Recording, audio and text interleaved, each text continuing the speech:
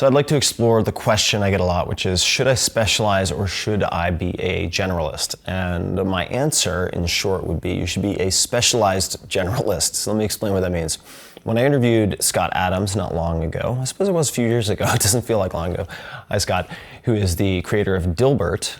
I looked up some of his older writing related to career advice, and he had some really sage advice that I have applied in many, many, many ways since in concrete form. And his recommendation, in brief, although I'm paraphrasing here, of course, is try to combine a handful of skills that are rarely combined.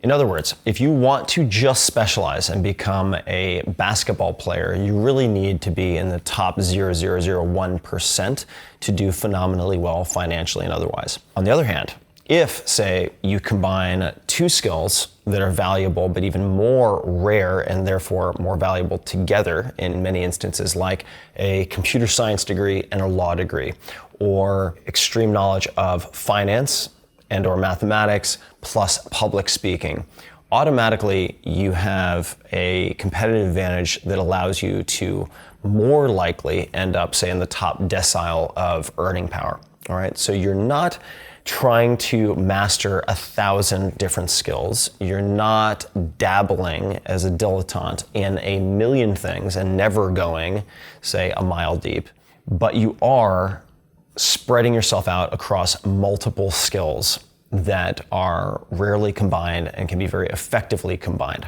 Warren Buffett, as one example, the world's most, or certainly one of the world's most successful investors, although anybody who's interested should check out Renaissance Capital as another extreme example of investing success. But Warren Buffett has said that his best investment was in, I believe, a Dale Carnegie speaking course, because being a good speaker, having a command of communication in spoken form and in written form, Warren's a very good writer, really provides you with an Archimedes lever for whatever other skills you happen to have.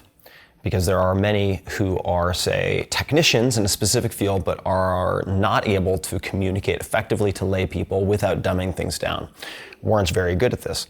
And therefore, I would encourage you to consider public speaking, writing, and negotiating to be three very easy add-ons or multipliers for whatever your core skill or skills might be. Those will give you an immediate competitive advantage. And when I think about my own career choices, the best career choices, the best project choices that I have made, I also tend to think about winning even if I fail. And this is also borrowing very much from Scott Adams, although I did this prior to being exposed to Scott. What that means is I'm choosing my projects, what I commit time to over, say, a 6 to 12 month period, based on the skills and the relationships I will develop that can transcend or persist after that project.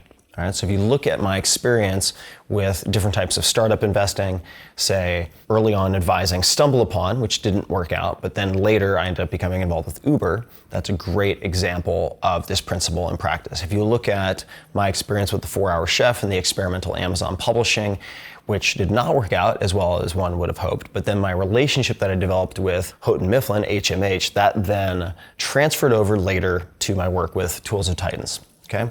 Then you have different types of skills, like being interviewed for podcasts during the launch of the 4-Hour Chef and the 4-Hour Body. So you have Joe Rogan, Mark Maron, Nerdist, Chris Hardwick, all these people I learned so much from being interviewed by, which then informed starting the podcast in 2012, 2013 after the 4-Hour Chef. So these are independent projects that one could say objectively failed on some level, that nonetheless planted the seeds in the form of relationships and skills that gave me a 1,000x, a 10,000x return later.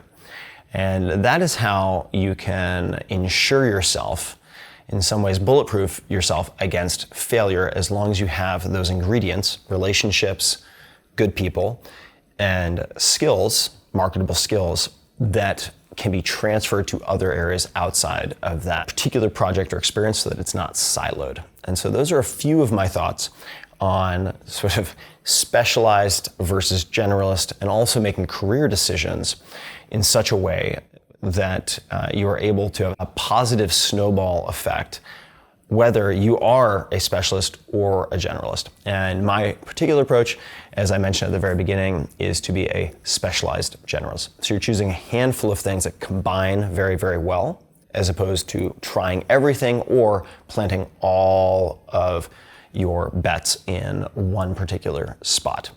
It can make sense to specialize, but only if you are the LeBron James of your field or can be in the top few percent of what you plan to do.